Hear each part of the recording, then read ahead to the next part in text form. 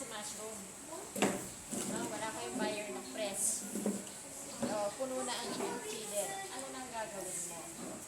So, sisimulan mo ng harapin ngayon si apoy at saka si kawali. Kasi kailangan ma-preserve mo.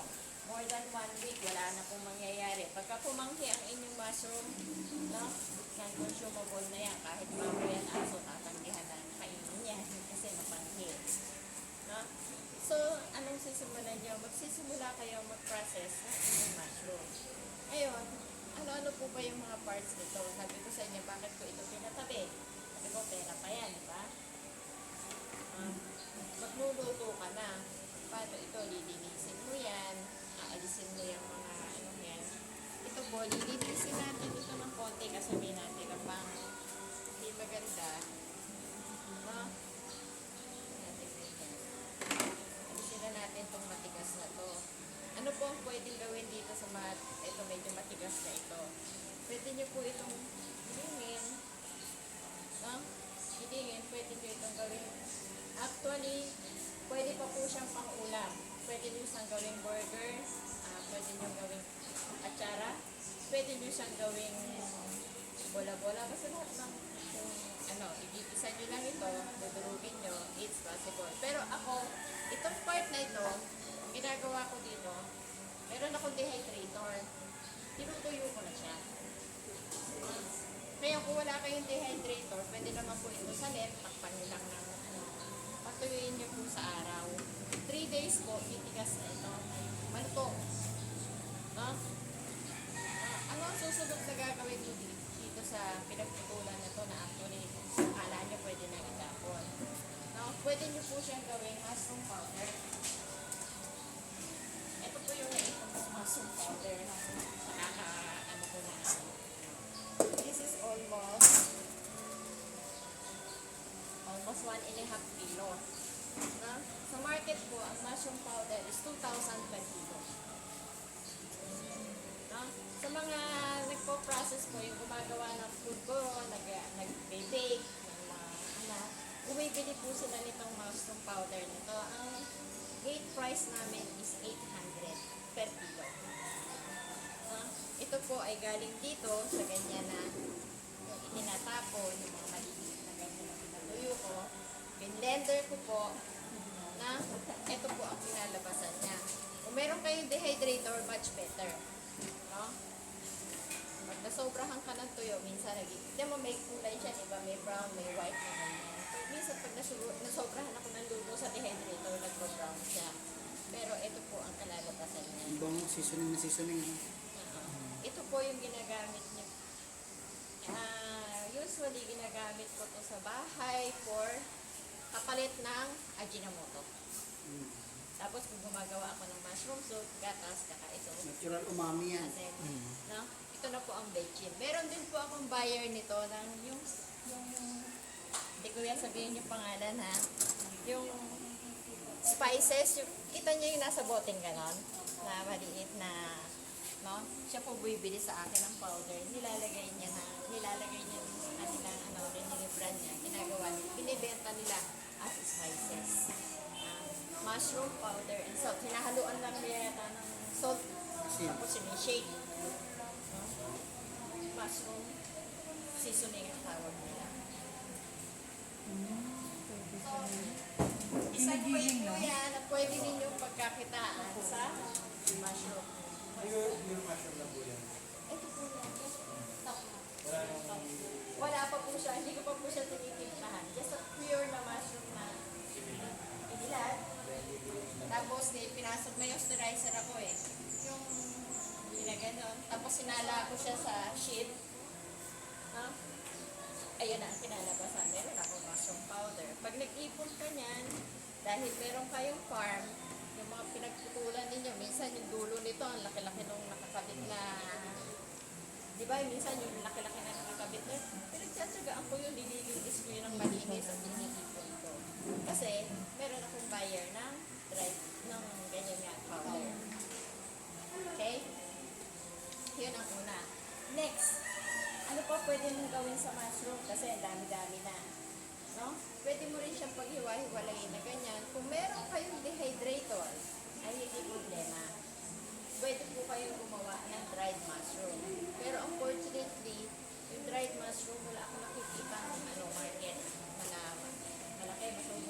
powder meron.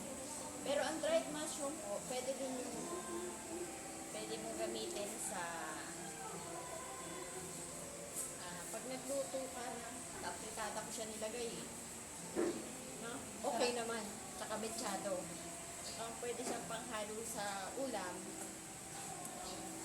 Tapos, pwede rin kayo maghanap ng market. Kasi paminsan-minsan nakakakita rin naman ako na naghahanap ng dried mushroom. Ganon din po ang proseso ng ita-dry mo, either sa dehydrator or Just one way of preserving your mushroom. No? Pag binenta niyo po yung mushroom powder, as is lang po yun. 800 ang benta ko. Per kilo.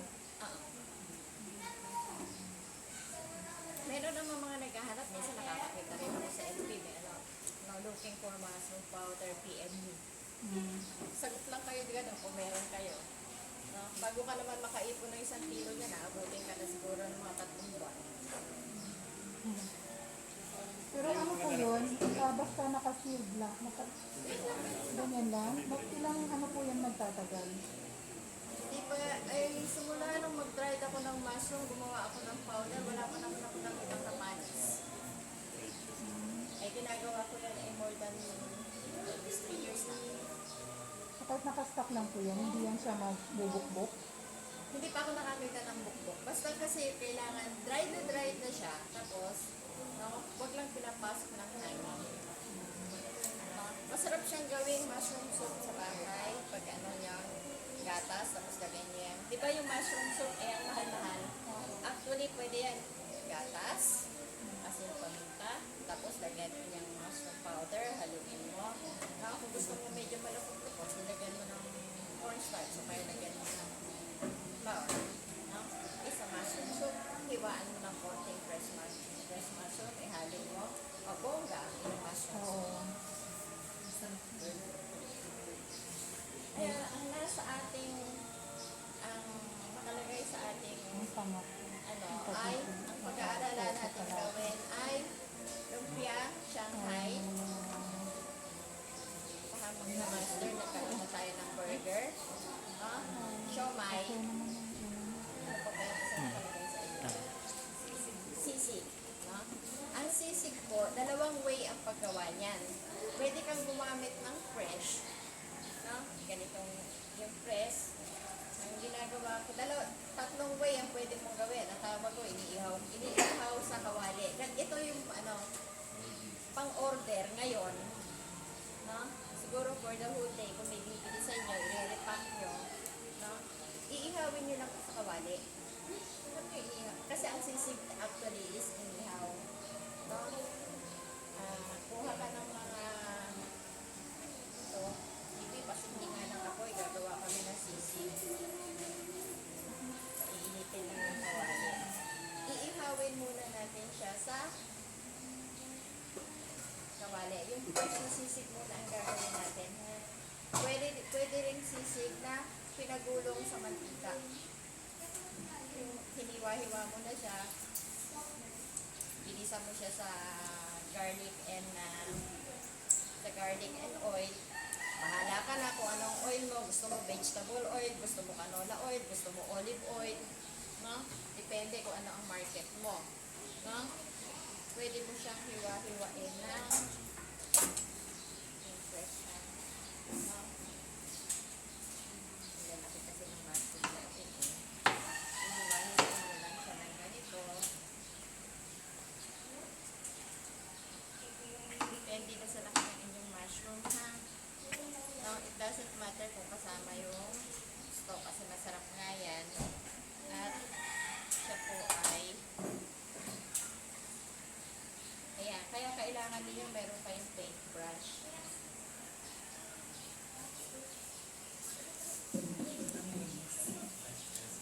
Kasi hindi na po inuugasan.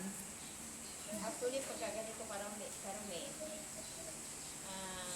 pwede na siyang hugasan. Pero actually, hindi naman kailangan. Paintbrush lang natatanggal po yan kung dumi na yan.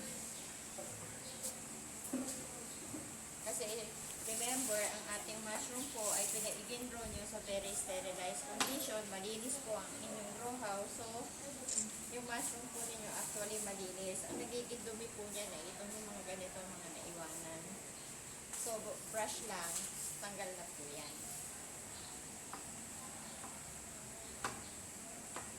Ah. Actually ako pag nagluluto, yan ay guide. Yan inyong ano, guide lang yan. No? Ito po ay yung gagawin natin. Apology po, akala ko kasi aapat lang kayo kaya kokote ang mushroom natin. Para sa Ayan po, pwede pa chicharon yan. Yung mga ganito kalalaki, pwede nyo rin gawin siya sisig na as is. Pwede rin siya katsara. Pagawa po kayo ngayon ng Sara. Hindi. Hindi. Wala po sa menu natin ng ano. Pero atsara is just suka at suka lang yan. Paminta. Mag-lunch po. Actually, hindi po ako mahilig mag-lunch. Mas masarap kasi yung ganito direct tayo, no? ganyan na siya pag siya. Mas masarap po ang nilalabasan kaysa nagpa-blanch kayo, tinatanggal din yung sustansya. Blanch is yung papakuluan mo yung mushroom. No? Nalalamog po. So, kung atsara at gusto mo siyang niluto, doon mo napakuluan sa iyong suka. Isang kulo lang, okay na. Kasi, i-sterilize mo pa yung mga bote mo. Isang oras din yon. Ay, lutong-luto na ang iyong mushroom sa loob. So, bakit sabi nila bakit yung ibang atsara kasi pag